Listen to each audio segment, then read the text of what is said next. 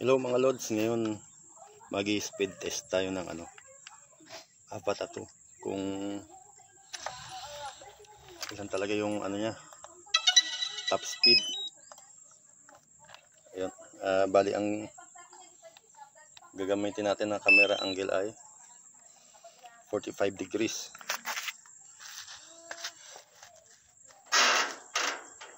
Yan ang pinaka-mainam siguro na camera angle para dito. Naka-connect na ba? Ayun, connected na.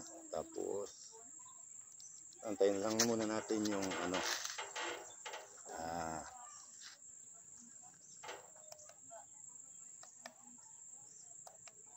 antayin natin na magkaroon ng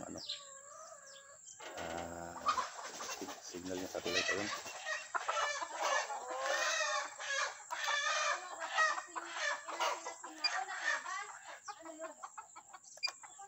Ayan. Okay, nagre-record na. Ayan natin, siyempre, mas maganda. Yung safety, update natin yung home point. Tapos, yung return to home. Over. Ayan. Ito na siya. Tapos, unin po natin yung Google Defog. Ayan. Ayan kasi nagmumoist.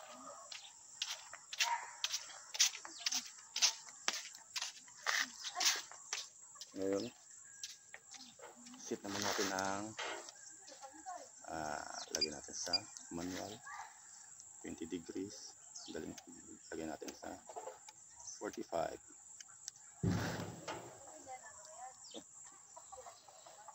Ayan. Pwede na tayo. Natumbata yung cellphone ko.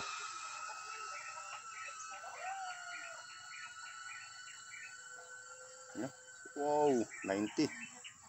Balik tayo.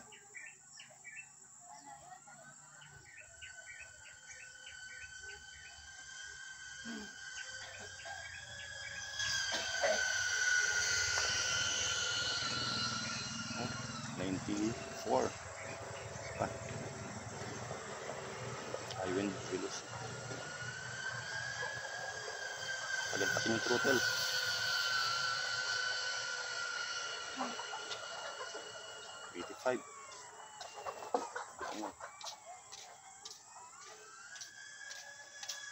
Wow, 100.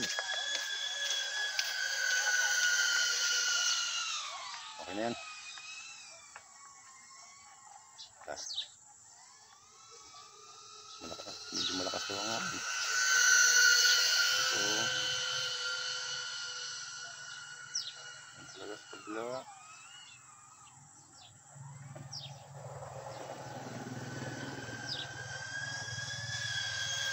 Sabi, tulin.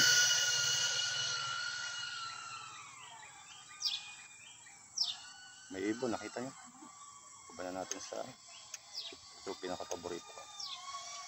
20 degrees lang, tapos pauwi na natin. Tapos balik natin sa normal. Kung bata yung cellphone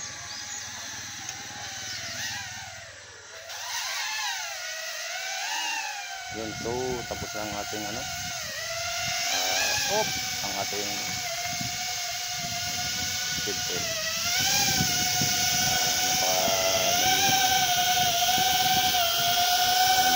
So magandaan sa Avata 2 kasi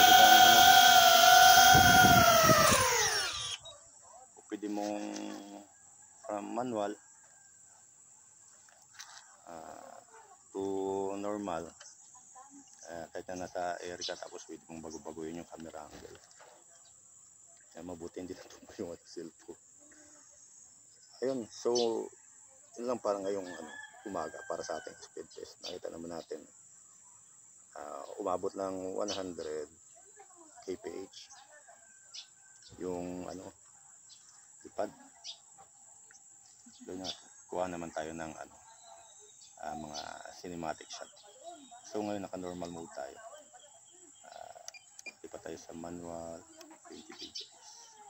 Kuha tayo ng mga ilang cinematic shot. Ay, mali. Ito pala. Wow. Ito.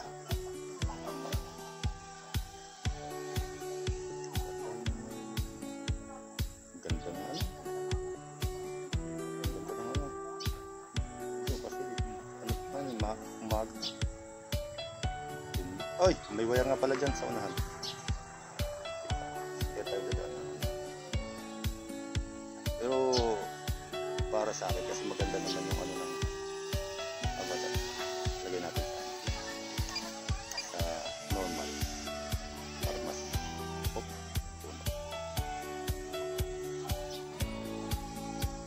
Normal lang. Naiipin kasi kanina nakakainis eh.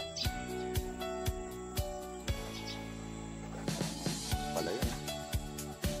Hindi pa na ano kasi ito eh. Yung ibon.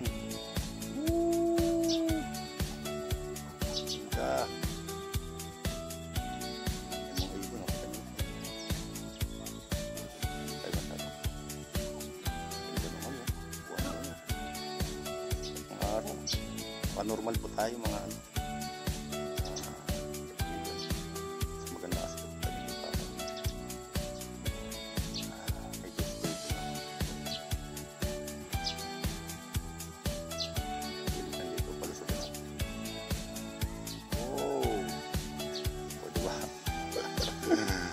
Tapos uwi na tayo. Okay, maraming salamat sa pagsubaybay and happy Sunday.